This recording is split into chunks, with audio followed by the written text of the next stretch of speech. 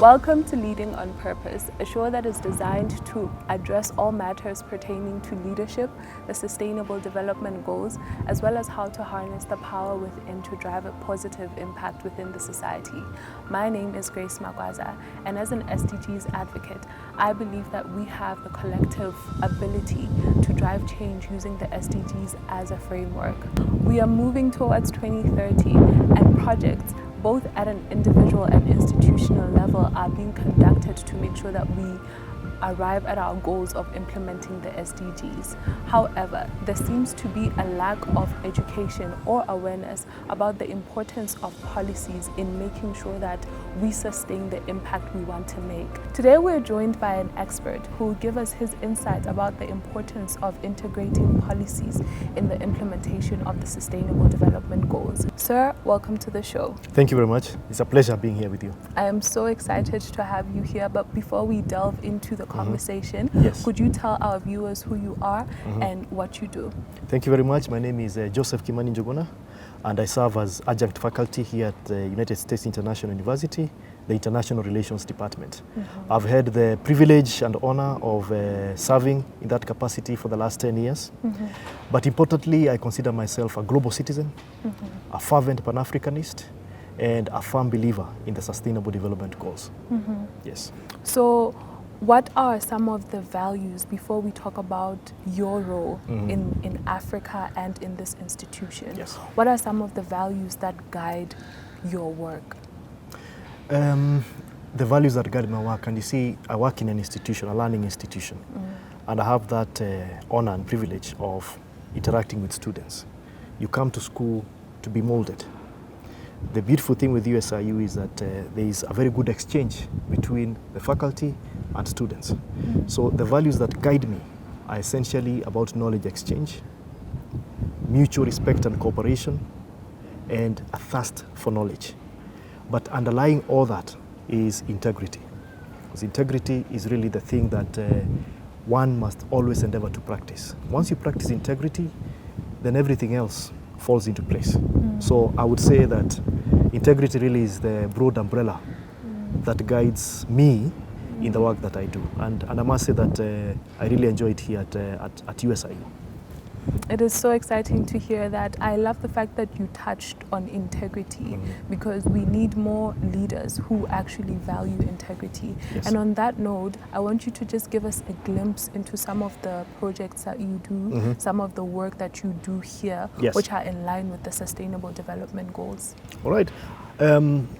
I teach a number of courses. I'm in the International Relations Department.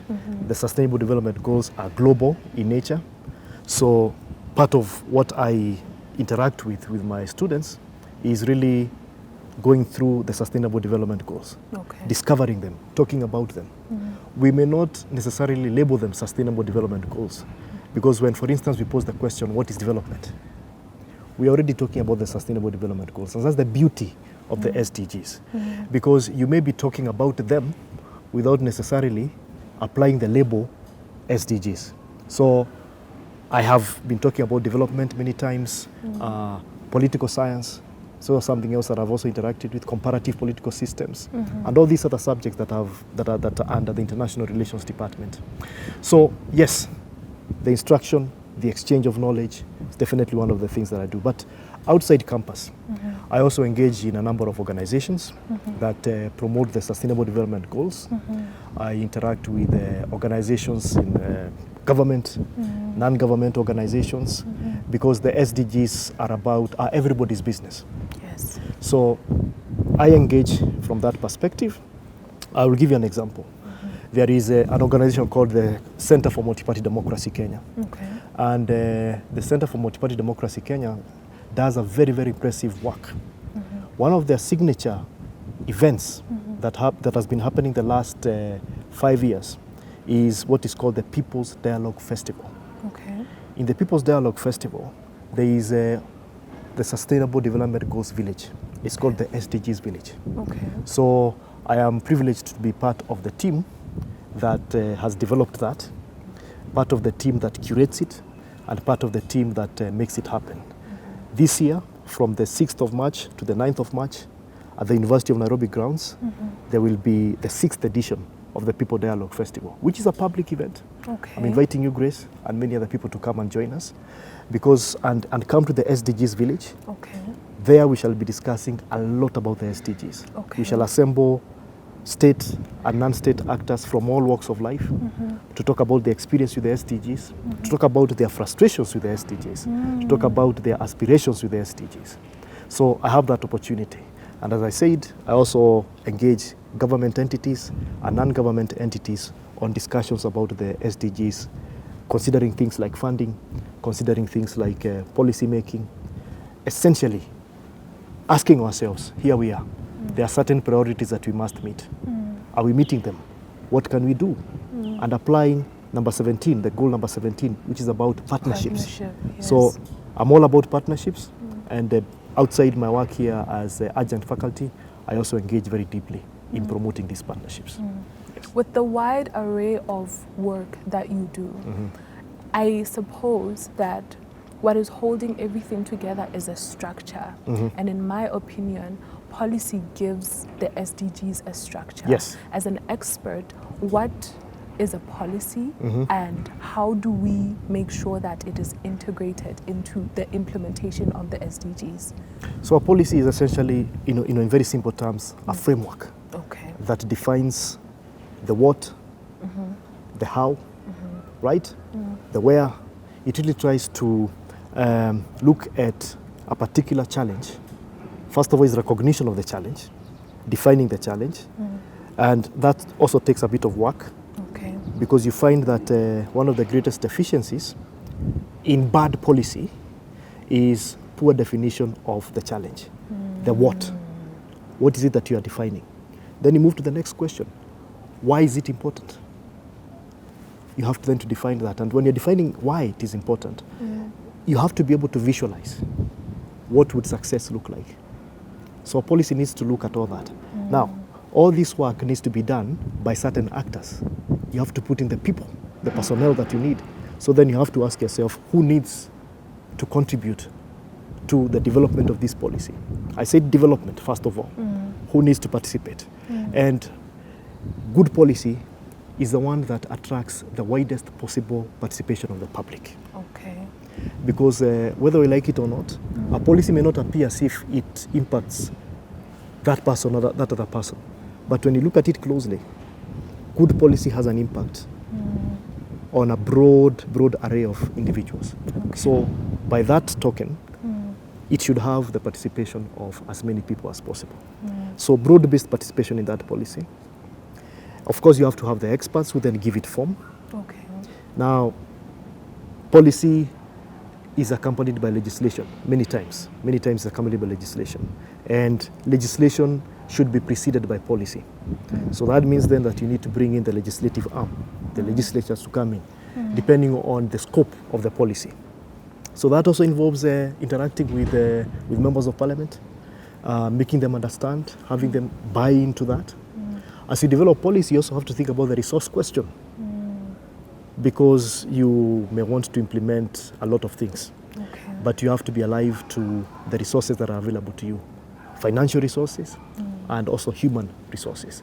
So you look at what is best within the means that you have. Now, once you've done all that and you have a policy document that has broad acceptance, then you talk about implementation. And that's where the rubber meets the road. And that's where a lot of work needs to be done. I can say this, in many parts of the world, there is no shortage of policies, but the problem is lack of implementation. Now, the question is, how do you ensure implementation? There has to be constant vigilance by the people that care most about this policy, by the people it affects most. So there is a big role for civil society. And when I talk about civil society, I talk about civil society in its broadest sense. Right? We are talking about the institutional civil society, but also the non-institutional civil society, where you have loose formations that may not be legally registered, but these are people that have a passion and an interest in particular areas. So in essence, that vigilance needs to be there, so that pressure is applied and continuous monitoring is done to ensure that this is happening. When I talk about monitoring, of course, you have to talk about measurement. Remember, when I talked about development of policy. I said that you have to have a very clear idea of what success would look like. And success doesn't happen instantly, so it is gradual. So you have to periodically ask yourself, where are we this year? Where are we next year? And if you find that circumstances have changed, it's not a bad thing to ask, okay, can we rethink this? Can we reform it? So in essence, I also introduce another element of good policy, is that good policy is dynamic, it is not static. Okay. It must be alive to the contextual realities. Yes. Okay. I love the fact that you spoke about how we can include the public, civil society. I want you to touch a bit more on how dangerous is it for people not to be aware of policies, because there are so many ideas pertaining to implementation of the Sustainable Development Goals, but they don't serve the long term of our society. So what are some of the dangers that are risked or posed when someone doesn't know what a policy is, yet they want to change the world? The fundamental challenge there is a lack of ownership. And this is where the SDGs, the Sustainable Development Goals, need to improve. Okay. Ownership. Okay. And that's why I said when I was talking, I was saying that many times we engage in discussions about the SDGs without labeling them the SDGs. So it is important that people are aware that indeed what you're talking about is indeed covered under the Sustainable Development Goals. That's the first thing. Because when you do so, when you now translate what we do ordinarily when you're talking about development, for instance, you're talking about economic challenges, you're talking about challenges with healthcare, with education, agriculture, whatever the case may be, all those themes are covered under the Sustainable Development Goals. Once now we are clear that the things that we do on a day-to-day basis have a connection to the SDGs, then we start developing ownership. So the SDGs don't look like something alien, something too technical, something elitist, but something that indeed we're already doing without necessarily calling it that. Okay. So ownership is very, very important. The next thing, and I've already alluded to this, is that you have to be clear on the question of why are you doing this? So if you don't know that a particular policy exists to change your circumstances in this way, then perhaps a sense of despondency might come in, where you believe that nothing is being done, that no mechanism has been put in place to address your concern, but the knowledge would at least put you at ease and know, okay, there is this policy that is in place. Then the third thing that you would do is then get into action and ask yourself, are they implementing what they promised? Is the promise in this policy document being implemented? So when you look at all those things, right, then policy now becomes alive. It becomes something that the ordinary citizen then can own. And definitely for the SDGs, there is a big opportunity because of the various themes that are covered. And we care differently. Some people care much more about healthcare, others on agriculture, employment, climate, and so on and so forth. So once somebody has a clear interest in a particular area, then based on what I've just explained, I believe then the ownership comes in and a stronger affinity for the SDGs develops. Okay. Earlier on, you touched on development of policies, and you stated that a policy should not be static, it should be dynamic. I want to speak about the fact that there are moments where these change makers that we're referring to don't really have a policy to hinge on. So what role can they play in making sure that they develop the policy that would favor the work that they're trying to do? Okay, the thing is this, when a certain reality does not exist, then you create that reality. And you see, it is a right that one has. Okay. There is a right to participation. So this is not it's not exclusive to what you may call the ruling class. Not at all. So everybody has agency to be able to say, okay, there is this situation that is going on. I have done my research. I'm not finding anything that defines this problem. I'm not finding anything that gives me any hope that this is going to be resolved. Then what do? Organization. Okay. And that's where, when you look at the history of development, pick any area, political development, socio-economic, there has always been that person or group of people that are the pioneers. Yes. And it is not easy because there's a lot of work that you have to do. But I believe in the reality of saying sometimes one is a majority. And there is power to that, majority of one, filled with a strong sense of conviction, passion, and purpose. So in a nutshell, if the reality doesn't exist, you create it, but do it with clarity, with competence, and as much as possible, get other people to support you. Because remember, you cannot have a one-person policy. So you start building a constituency around that, build a movement around it, and it will be irresistible at some point, right? So once you do all those things, then the end result most likely will be the development of a policy that will not only be useful to you, but will be useful to other people in your community. Okay. Yeah. So are there ways to make sure that the policies that are created are expansive enough to accommodate problems which are not necessarily present right now? I'll take you back to 2020 when we had COVID-19. Yes. New problems arise. And now we were faced with a challenge of how do we go about solving this particular problem when we have never had it before? How do policymakers make sure that they make policies broad enough to accommodate emergencies such as that? And specifically in relation to the SDGs, we are coming across different challenges now. There's climate change, there's all these things. So how do we make sure that the policies we are hinging on are expansive enough to accommodate these new problems? Good policy, as I said, is dynamic. It is not static. Okay. You should look at it as a living organ. Okay. You know, it has life in it. Okay. So whenever you have new shocks coming in, like COVID-19, and of course, that was something that was unexpected. True. It was very disruptive.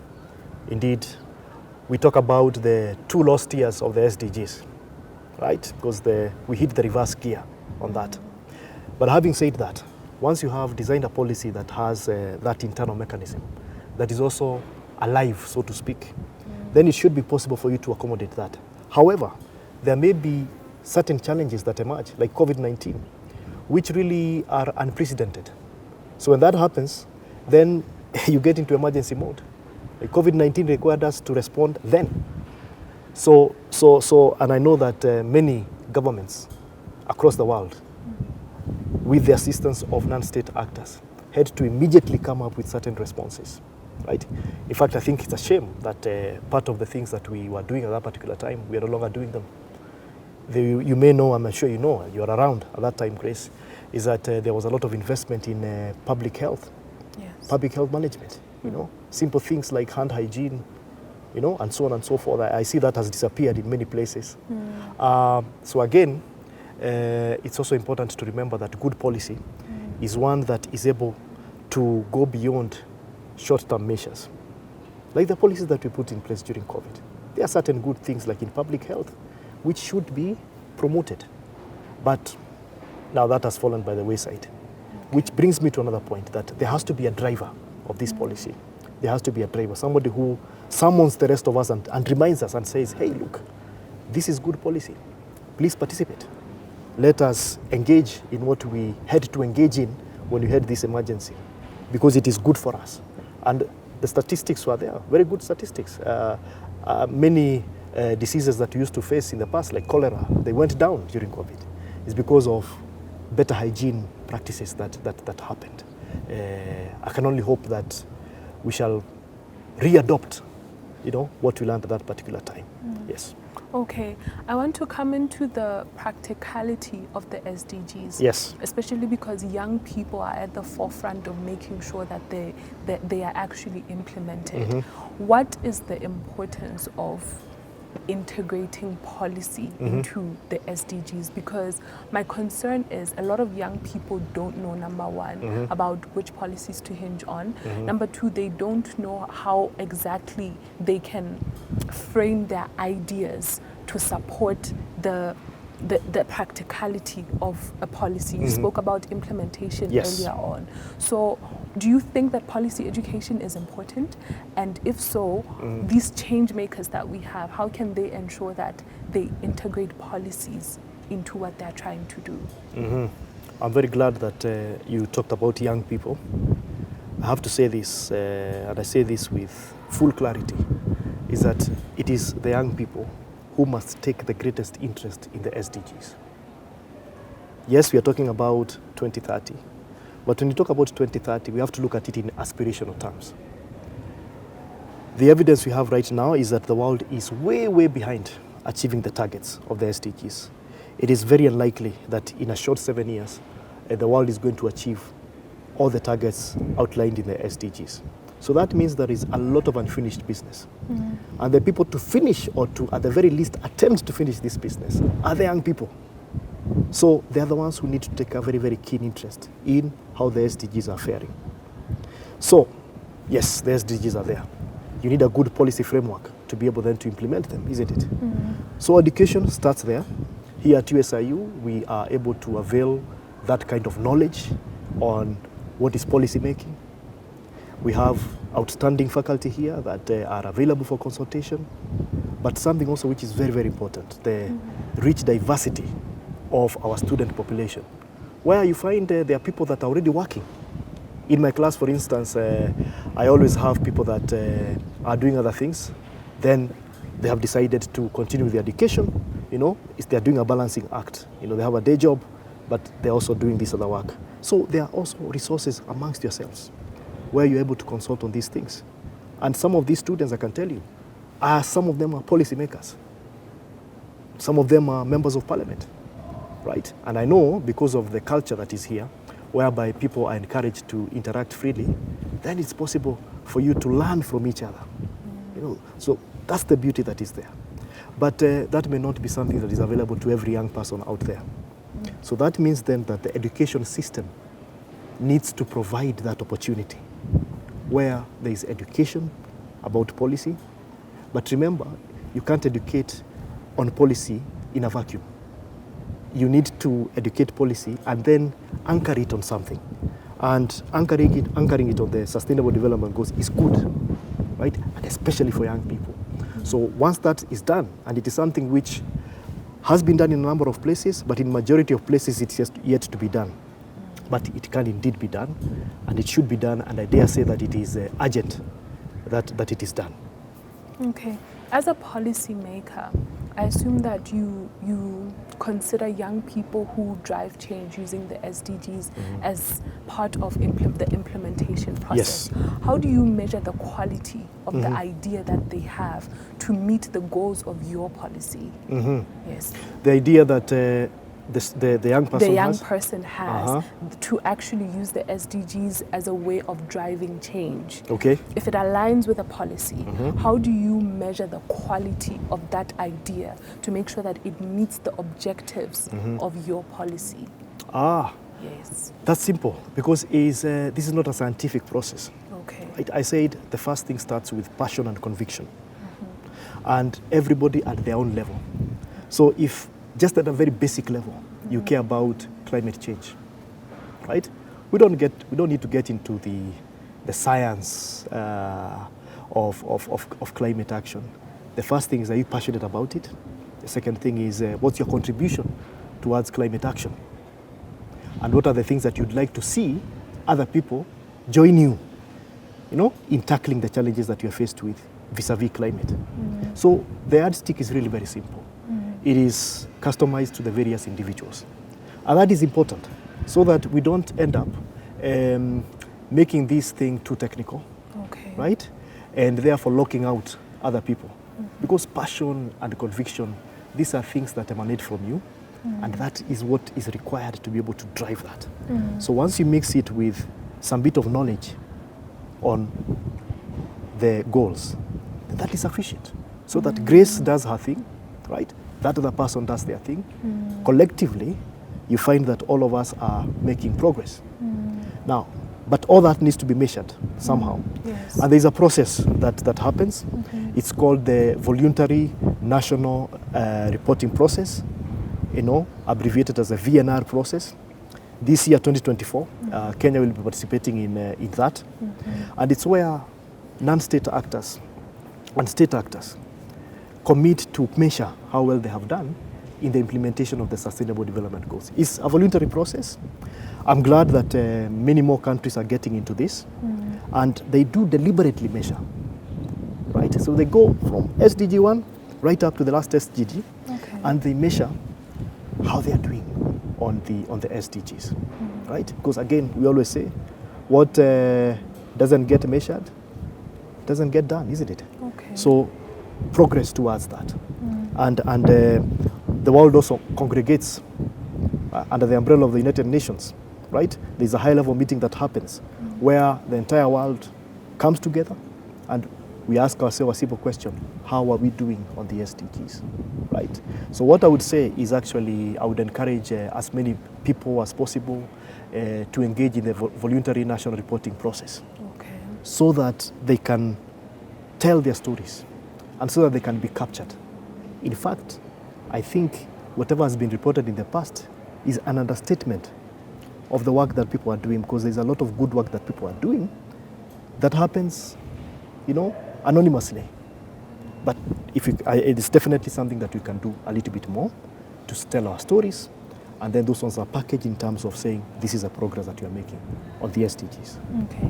Earlier on, you spoke about interacting with young people who want to actually make the world a better place.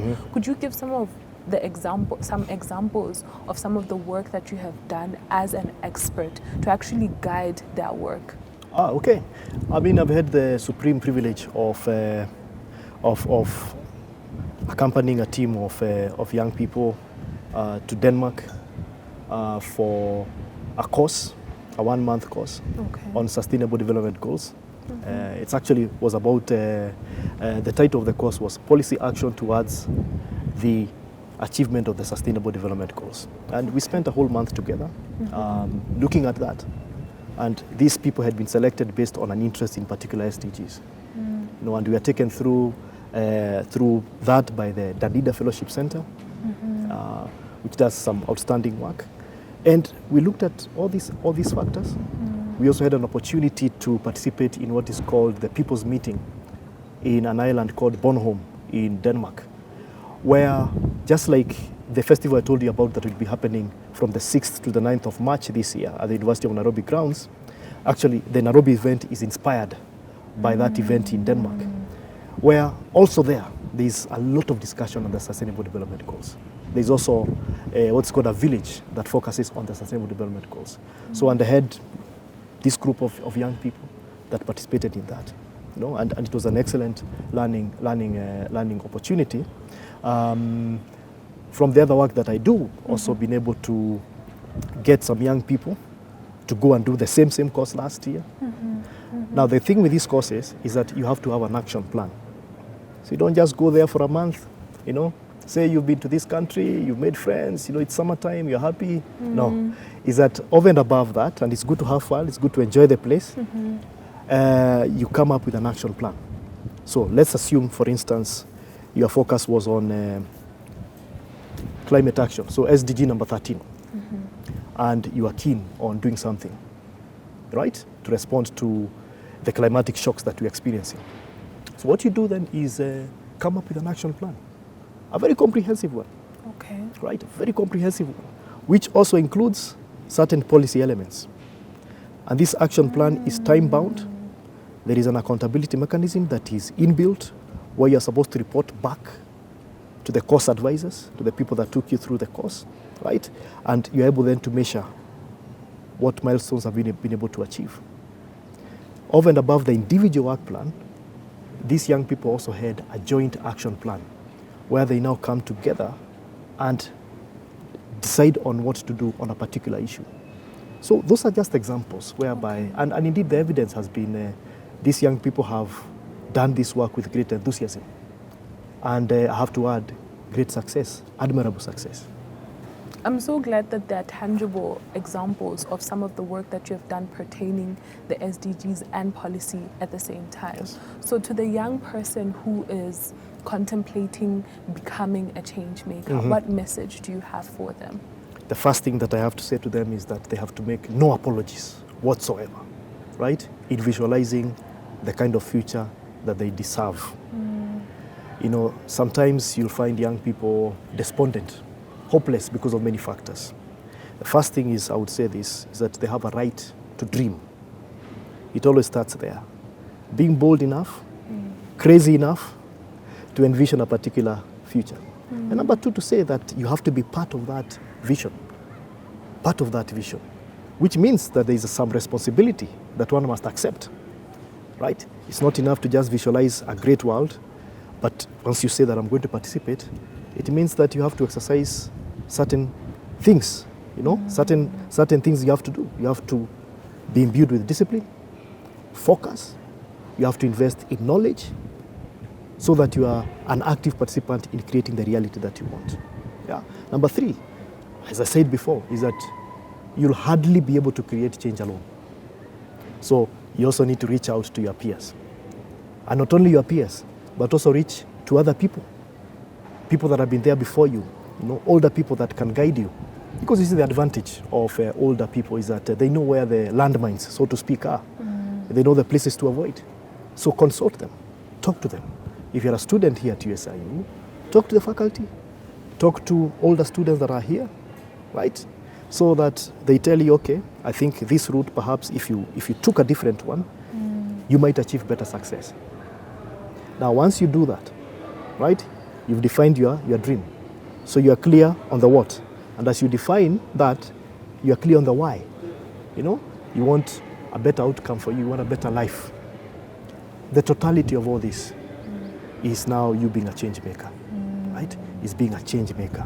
And change is more durable, change is more satisfying if it is one that is brought about by a group of people that have a certain conviction.